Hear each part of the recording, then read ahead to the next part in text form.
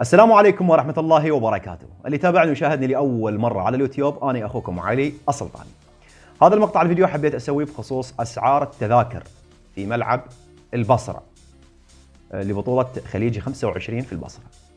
الكثير منكم ما عنده معلومات بخصوص هذا الشيء، فحبيت أسوي هذا المقطع الفيديو حتى الكل يعرف الأسعار التذاكر. قبل لا نعرف الأسعار عندي ملاحظة صغيرة، المحتوى السابق كله حذفته، يعني راح أبدي من جديد نفس المحتوى القديم، لكن راح أجري بعض التغييرات على المحتوى. اللي أتمناه منكم هو متابعة القناة، وأيضا لا تنسوني بالإعجابات المقاطع الفيديو والمشاركة. نبدأ على بركة الله. المدرجات مقسمة إلى عدة أقسام: الجانب الأخضر والجانب الأصفر والجانب الماروني والجانب الأزرق مثل ما جاي تشوفون بالصورة. كل جانب وإلى سعر خاص به.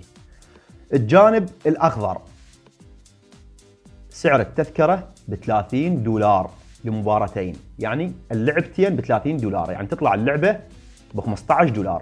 بالعراقي 45,000 اللعبتين، يعني اللعبة الوحدة 22,500.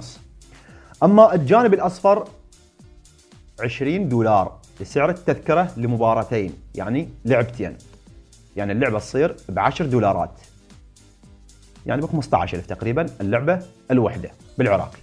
أما الجانب الماروني $14 سعر التذكرة لمباراتين، يعني اللعبة الوحدة ب$7.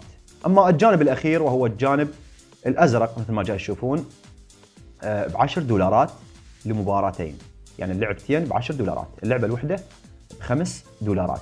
هذا بخصوص أسعار التذاكر في الملعب. أما أماكن بيع التذاكر ستكون في المناطق التالية: ملعب البصرة الدولي، ومول تايم سكوير، وكورنيش البصرة، وملعب الميناء، ومول شمشل.